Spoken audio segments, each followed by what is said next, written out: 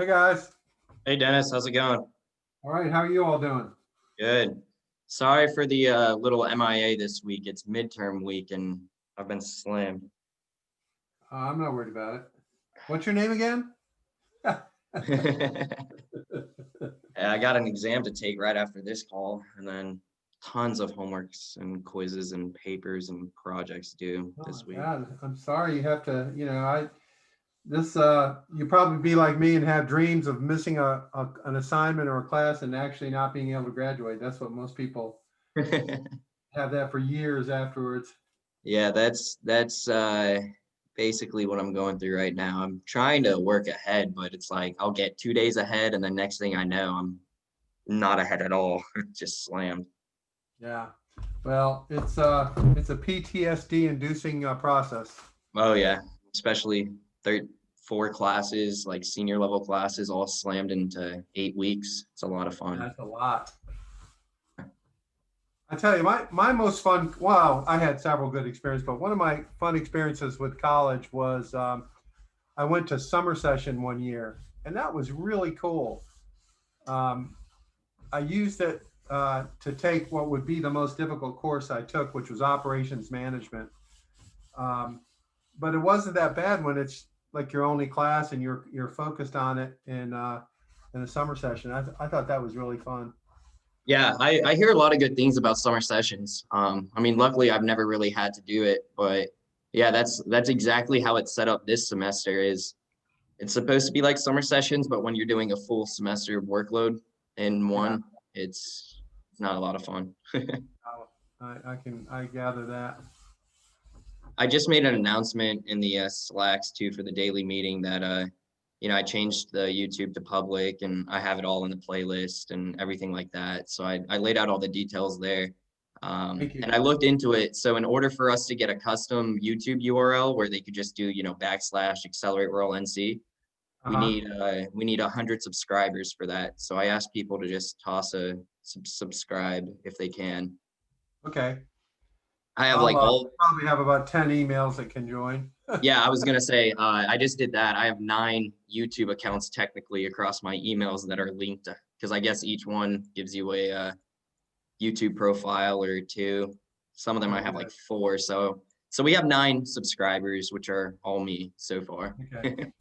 Well, I'll be subscribing and all my alternate personalities. Cool, cool.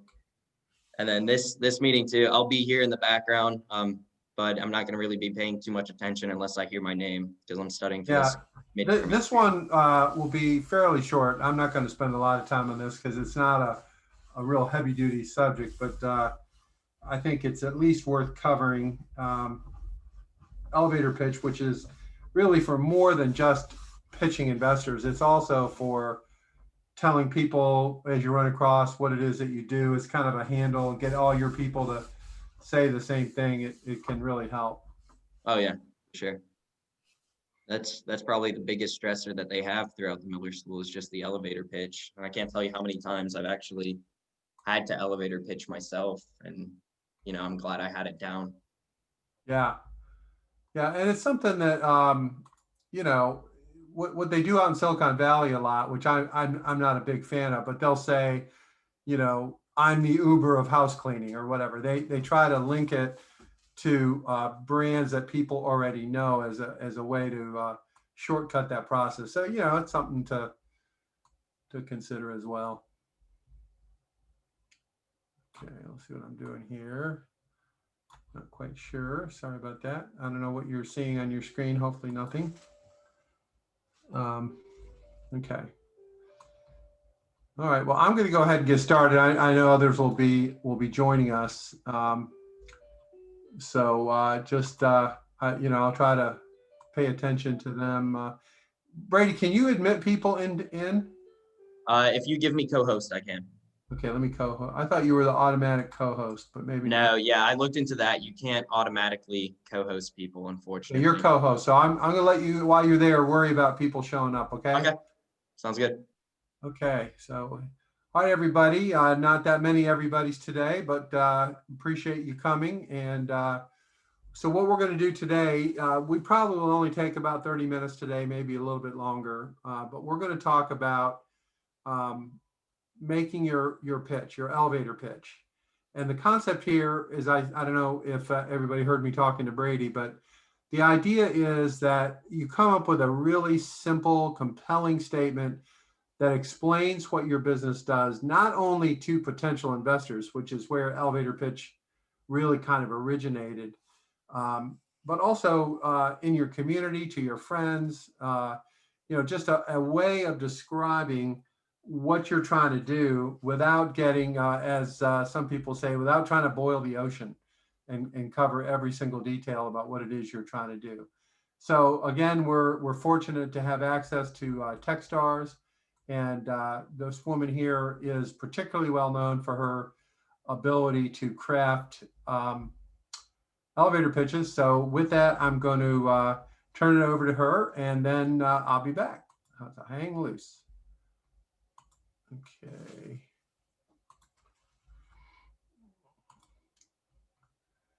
Okay.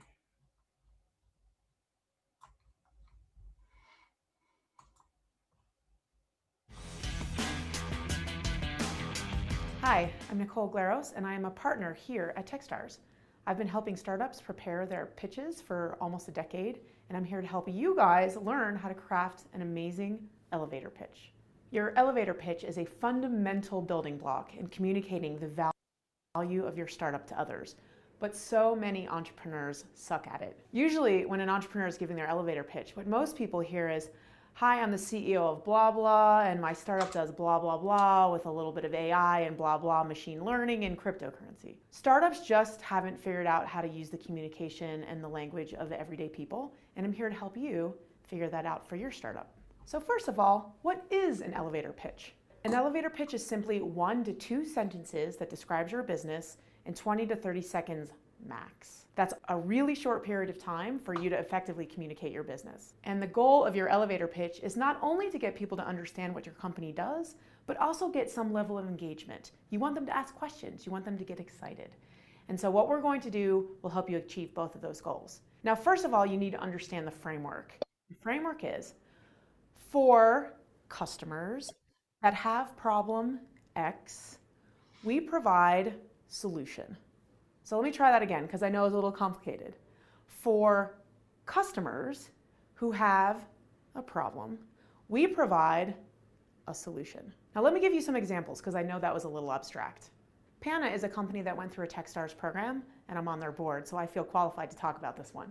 If I were delivering PANA's elevator pitch, what I would say is, for hiring managers that don't want to spend time booking or reimbursing travel, PANA is a chat-based travel concierge that allows candidates to book travel without the hassle of reimbursement or scheduling.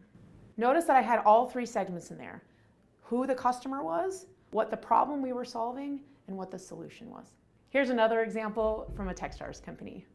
For homeowners that don't want the hassle of home maintenance, Prefix sends a maintenance crew to your house twice a year to do those annoying chores like clean out the lint from your dryer vent or change your air filter. In both of these examples, notice that I don't say what the company does.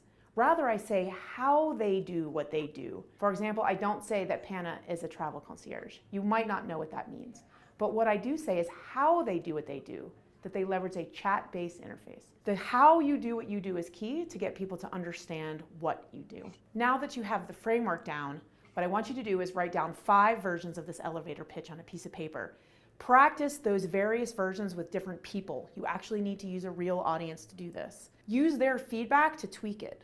And you want to iterate on that pitch until you get it solid. Once it's solid, make sure that everybody on your team can say the elevator pitch in the exact same way every single time. Once everybody can say it every single time, then I want you to start to pay attention to the questions that you get from people as you deliver your elevator pitch. Questions are an indication of A, how interested they are in what you're doing, but B, also where they're engaging and how clearly they understood the message of your elevator pitch. Once you get a sense of the questions that you're being asked consistently, I want you to practice those answers.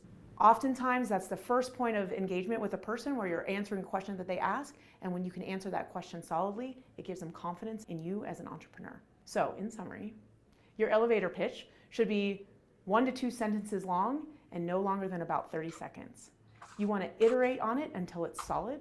You want to make sure that everybody on your team is got the same consistent message, so practice until perfect.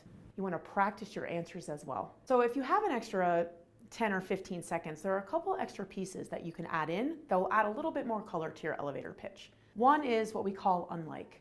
An unlike is just comparing you to the competition. So if I were to add an unlike to Pana's elevator pitch, what I might say is, unlike the hiring manager or a travel agent booking the travel, Pana uses a chat-based tool to interface with a candidate, allowing the candidate's choice of travel to be used while the company is still paying for the travel. Another section that you can add to an elevator pitch to make it interesting is how you make money.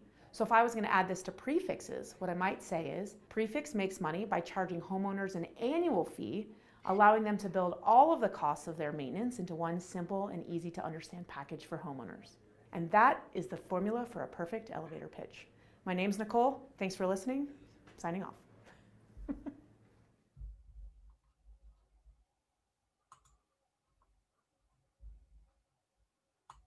Okay. So hopefully everyone can hear me okay. Let me just stop screen sharing for a second and make sure. Can everybody hear me okay? Okay. Yes, sir. Great. Yes, sir. All right, I'm going to go to the worksheet now, and hopefully you all have the link for that. Let's see here. So, okay, so this is really a really short worksheet to help you write your elevator pitch if you don't have it already, or use this as a tool to improve the one that you have. If it needs improvement, it may not need improving. So hopefully everyone has this link, which is up in the URL if you can see it on my screen. So a couple of things that she said about Pana, which is a company she's involved with. They use everyday language. One of the things that happens to companies, particularly if you're in a technical field, you end up using jargon that is perfectly understandable to you and maybe your employees, but no one else really understands the jargon, or it just causes more questions rather than answers. Generally speaking, it's one sentence. I've seen some that are 2 sentences that work. And it should only take 10 to 15 seconds to lay it out. So let's go through this worksheet and see what you all come up with, and then we'll come back and see where we're at. Okay. So thinking about your customer, who is your ideal customer, and how do they identify themselves? It might be that they are a farmer, or they are a family with young children, or a professional who works in a hospital or a doctor's office, etc. So you think about who your ideal customer is. You may have more than one ideal customer, I understand, but just try to pick one as being your ideal customers for purposes of this worksheet. What are 3 to 5 ways you might state who your customer is? So this is all individualized up to you and how you would describe them. But the goal of this is to try to pick the clearest and easiest to understand from somebody outside your organization. So which one of these multiple methods would work? And you can fill in these blanks if you choose, or you can do it later on your own time, whatever works for you. And thirdly, if you were to speak with a potential customer, what are you going to ask them? What is the question you might ask them before your pitch? It might be something like, are you paying too much for your car insurance? Then look at Geico. No, I'm just kidding. But some sort of question that will connect you with that potential customer by indicating that you are aware of issues that customer is facing. Okay. And my goal at the end of this process is to have you all, there's only a handful on here today, read your statement so that we can, your elevator pitch, and see how it goes. This is not for a grade, obviously, but it's just for fun. Okay, when you think about the customer's problem, uh, what are your problem statements from the customer discovery work? Now, this was very early on where we talked about talking to potential customers and what issues there were, customer discovery. Some of you may not have done, a lot of people, you may have just done a handful, but trying to remember what those statements are. And then what are 3 to 5 ways you might refine the words that you choose? Okay, so again, we're at the customer's problem. We're going to solve the customer's problem. How are you going to phrase the customer's problem? Your awareness and your ability to communicate that you understand what that problem is. Okay, so when we talk about our solution, you heard Nicole say in the video that sometimes you can add something like, we are unlike company Y because we do this. So what is your unique value among your competition? And you may not have as much in the way of competition, but everybody has competition somewhere. And this is a way to really think about your unique value proposition, your unique selling proposition. It goes by a lot of handles or labels, but what is your unique value compared to your competition? And then this next one is kind of interesting. If you were just to randomly ask people, what would they say that your solution is or your company is about, your problem solving? What would be their take on it? And that's a really good indicator if you're getting through all of the confusing counter messages that are out there. What do those people say about your solution? And then how might you talk about how you do what you do as opposed to the what that you do? So I think that's pretty self-evident. But talking to people about what it is that you do and how you do it, is a really good clarifying question and helps people kind of get out of the weeds of how you actually solve their problems. Okay, so now it's your turn. So I want you all to, if you can, fill in here. Who is your customer? And give it your best shot.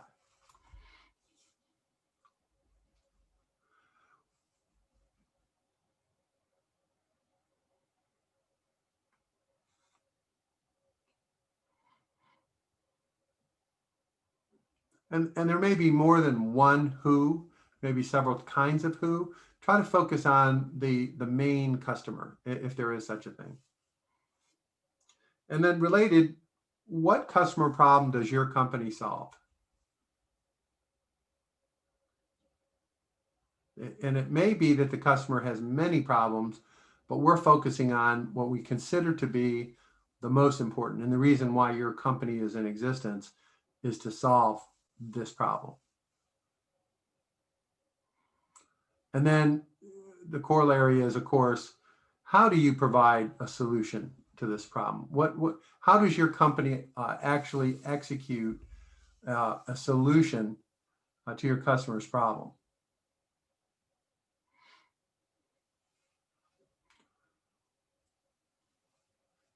So taking these 3 things that we have, you'll see here, you may want to write this down on a piece of paper if this is difficult to do online. The elevator pitch framework, which they've promoted here, for customers that have a problem, we provide a solution. This is your elevator pitch 1.0. So take a minute and see if you can craft an elevator pitch using this framework for customers that have a problem. We provide a solution.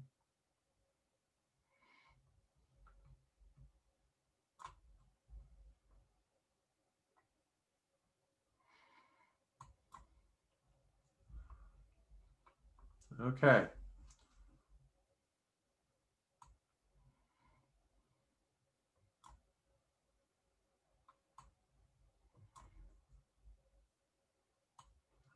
So there's just a handful of us on here today, so I'm just going to call on everybody. If you think you have it down and want to share it. So I'll start with Darby. Okay. For people who don't have the room or the budget to acquire quality wood and metalworking tools, we provide unlimited access through a monthly membership program. Fantastic. I tell you what I really like about that from my perspective, Darby, when I look at your business as someone who does not work with wood or metal or any of this stuff, you know, it seems like there are lots of things going on.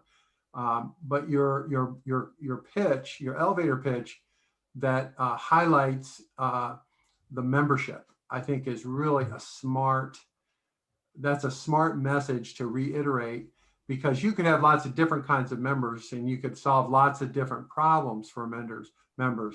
But rather than focusing on, you know, we have the latest XYZ saw, or we have the latest 3D printer, whatever the technical solutions are, you're basically providing a solution for members. And I really, really like that. I think that's great. All right, Will, how about you?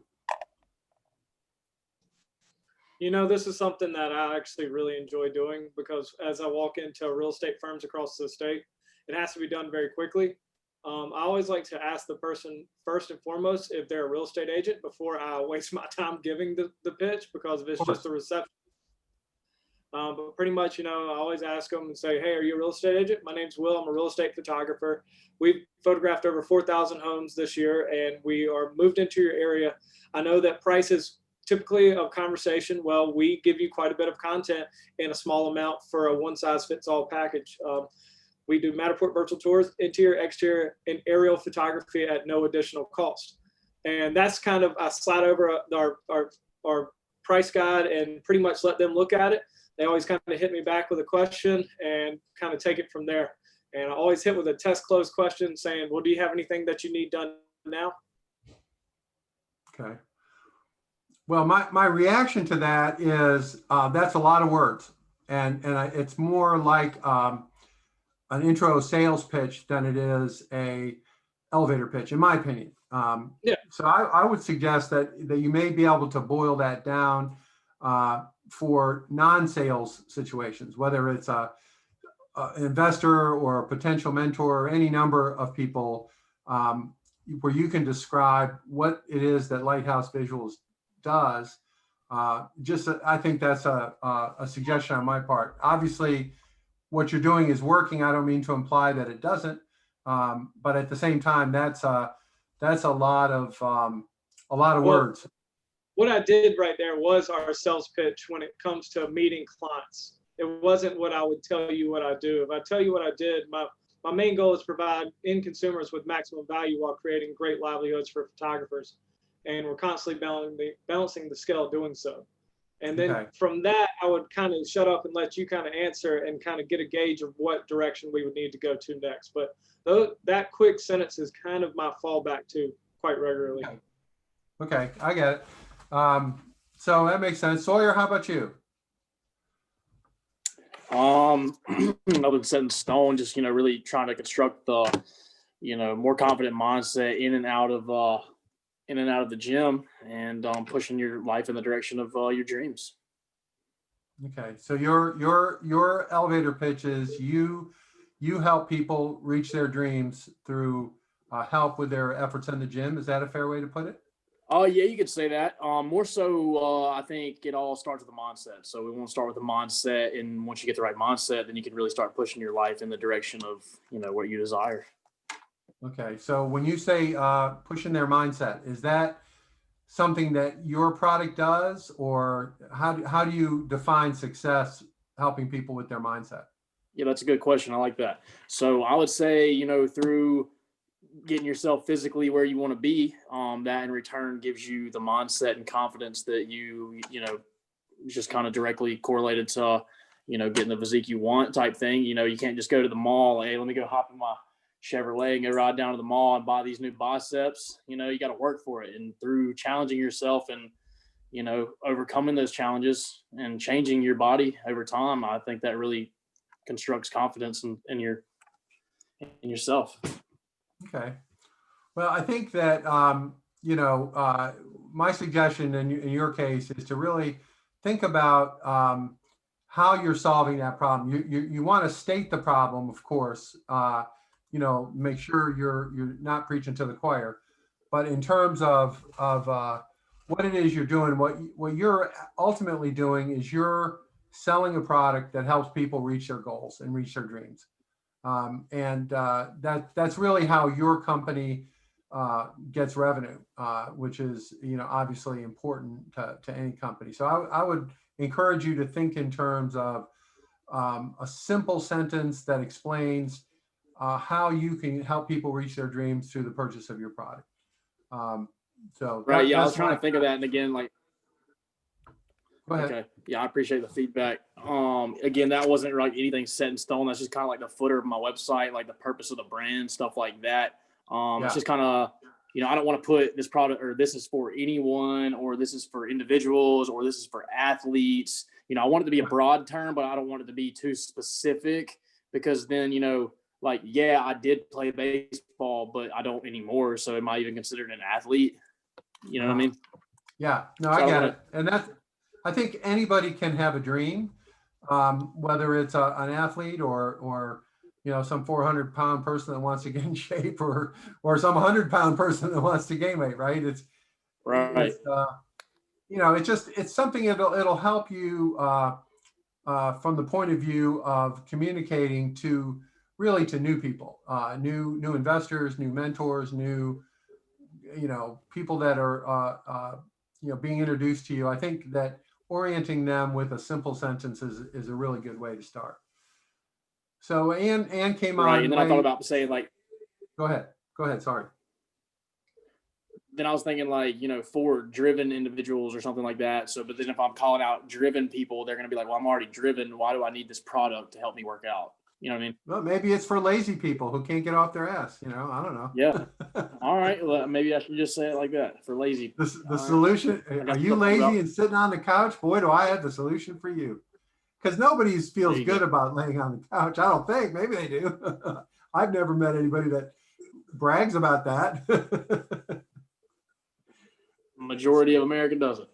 Yeah, or a recliner, right? Get out of your recliner.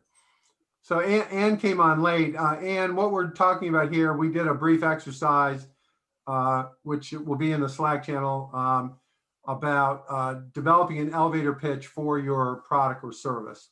And the idea behind it is to have one sentence that can be said in about 10 seconds that clearly shows your potential customer that you're aware of their problem, and you explain how your solution solves that problem.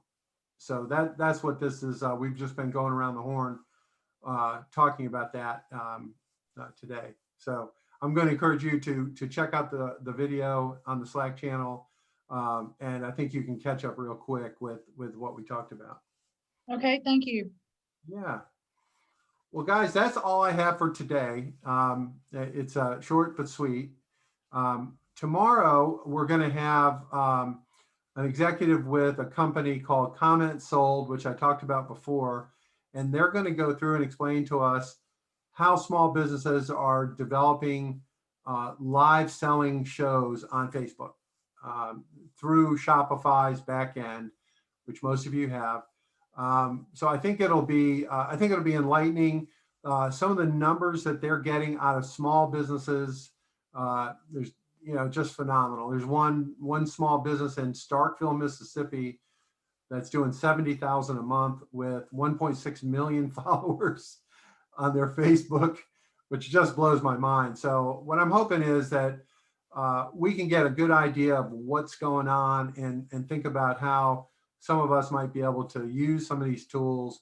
What I like about it is it does not replace your Shopify or anything like that. It's really additive, and it seems pretty cheap, pretty inexpensive. So that'll be tomorrow, and then Monday we're going to have. And this, I'm sorry to do this to you all, but I'm basically a geek at heart, and so we're going to have a presentation on big data and how to use big data in your business, how to get lots of data from lots of different sources and then apply it in your business. And even if it's not really the right time for you now, for whatever reason, it'll be a good introduction to you. And the person who's going to be doing it is a professor at ECU. So she'll be accessible afterwards. And as you think about this, if you decide you do want to access some of this technology and ability, you'll be able to. I think ECU has some deals with some companies, so maybe we can piggyback on using some of this, particularly the artificial intelligence tools that might help you. And then Tuesday, I think you'll like this. Sterling Whitley is a ECU grad from the 90s who is the chief strategy officer for Pepsi and Pepsi bottling. The Minji's bottling is actually one of 5 companies that are all combined in one, and Sterling is the head of all 5 of those. And so he's going to be talking about innovation and entrepreneurship within an organization. And why I wanted to go over this with you all, number one, Sterling's a great guy. I think you'll really relate and enjoy him. But secondly, as you think about partnering with people, partnering with companies, this will be very helpful in understanding how bigger companies think and how you might be able to do a deal with them for your product or service in a way that's beneficial to you both. I'll give you one quick example of one that I knew of related to Pepsi. So a friend of mine he was the head of marketing for a ski resort, and he made a deal with Pepsi to put discounted ski lift tickets on cans of Pepsi. And it ended up going to 6 million people.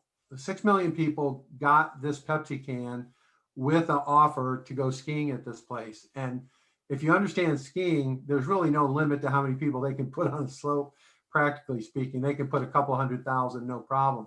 And that's what happened. They got a couple 100,000 people, took advantage of this over a 1-year period. And it literally cost them nothing. They just made a deal with the Pepsi guy. Pepsi wanted to sell more Pepsi. He wanted to sell more lift tickets.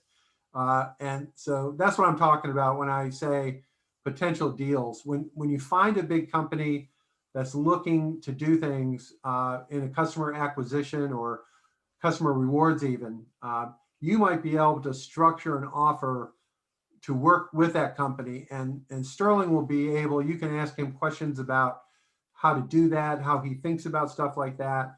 And he's also going to give you some insight into how they develop brands and ideas from within their company, which is often called intrapreneurship as opposed to entrepreneurship. So entrepreneurship is a big thing in corporate America today. So that's the reason I invited Sterling to talk to us on Tuesday. I've got a couple other things I'm working on. I'm not ready to share yet, but we're basically going into our last week. Next week is technically the last week of the program. Now I'm hoping that we can continue on some basis. That's something I have to work out with the foundation that funded us. But I'd like to continue on some level. It won't be every day, but we will continue on some level until December, before Christmas. We'll be able to get together. So that's the game plan. We basically have a little more than a week left, and I hope to be able to provide you guys with contacts and resources that can help you, and I'll remain available to help even after the program is over. So any questions or thoughts on that point? Okay. And I wanted to tell you, you might find this interesting. Sterling, who's going to be speaking on Tuesday, works very closely with Andy Kurtz on packaging. Andy is the designer for many of Pepsi's other products that they sell. And so I connected those two a couple of years ago, and it's worked out really well. So you might find that to be interesting as well. Very much so. Small world. It is, especially in North Carolina. True. So true. All right, everybody. Well, thanks for tuning in, and we'll see you next week on Monday. Thank you. Y'all have a good day. Bye, everybody. everyone. Thank you.